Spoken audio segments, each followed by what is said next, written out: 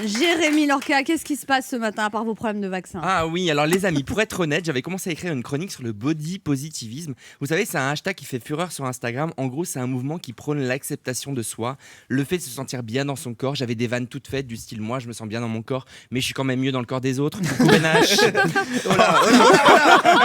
J'y vais. En plus, j'avais trouvé une chute vraiment fédératrice qui disait vive les bourrelets, vive les vergetures, le gras c'est la vie. Bref, une chronique de fond comme j'ai l'habitude d'en écrire. Sauf que j'ai lu un article dans Libé absolument fou. Vous savez, après le drame qui arrivait à la préfecture de police, Emmanuel Macron avait appelé à bâtir une société de vigilance.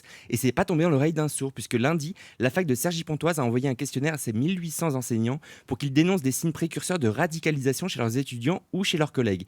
Et quand tu lis le questionnaire, t'es partagé entre l'envie de rire, tellement c'est absurde, et l'envie de pleurer, tellement c'est grave. Qu'est-ce qu'il y a dedans alors? Alors, les signaux sont arrêt de consommation récente de boissons alcoolisées et arrêt de faire la fête. Moi, j'appelle ça faire une détox. Mais bon.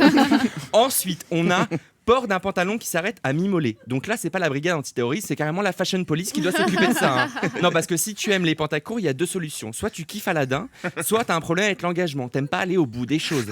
Parce que c'est comme pour les doudounes sans manches. Non mais revenez aux signaux. Bah non, c'est ça les signaux. Les signaux, c'est le pantalon mi-court. Le pantacourt, c'est un signal de radicalisation. Bah non, mais non, vous savez, le problème des doudounes sans manches, la question c'est pourquoi tu vas pas au bout de ton idée. Pourquoi tu t'arrêtes en chemin? C'est comme si t'allais à la poste pour déposer une lettre mais que tu voulais pas mettre le timbre. C'est bizarre, mais rien de bien méchant. Ensuite, Qu'est-ce qu'il y a d'autre? Dans les signaux? Ça se précise un peu. Il y a port de la barbe sans moustache. Alors ça, je l'ai vécu puisque j'ai pris le train avec un pote marocain qui avait une barbe plutôt fournie et qui s'est fait contrôler salement juste parce qu'il avait une barbe. Sauf que les gars, c'était pas un terroriste, c'était un hipster du canal Saint-Martin. Le mec fait pousser du quinoa sur son balcon. Il a acheté l'album de Vianney. Il est adepte du body positivisme. Il libère ses poils. C'est pas du tout un terroriste.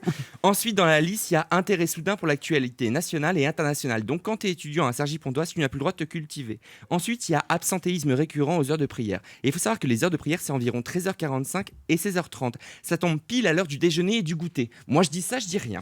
Et enfin, le dernier élément inquiétant serait de manger plus de 2 couscous par semaine. Non, je rigole, mais tant qu'à faire, ça aurait pu être sur la liste. Alors évidemment, ça a fait un tollé, donc la fac s'est excusée en disant qu'ils avaient été maladroits, qu'après le drame de la préfecture, ils avaient voulu être vigilants. D'accord. Mais si on commençait par le commencement, pourquoi ils fouillent pas les sacs de chaque personne qui rentre dans l'établissement? C'est déjà un peu plus concret comme mesure de vigilance. Et ça, c'est valable partout. Combien de fois on se fait soi-disant fouiller avant d'entrer dans un magasin, le gars jette juste un œil sur le haut de notre sac sans même regarder à l'intérieur et nous dit c'est bon. Ah bah ça, je peux vous assurer que ça me fait beaucoup plus flipper qu'un mec qui a trop de barbe. Hein.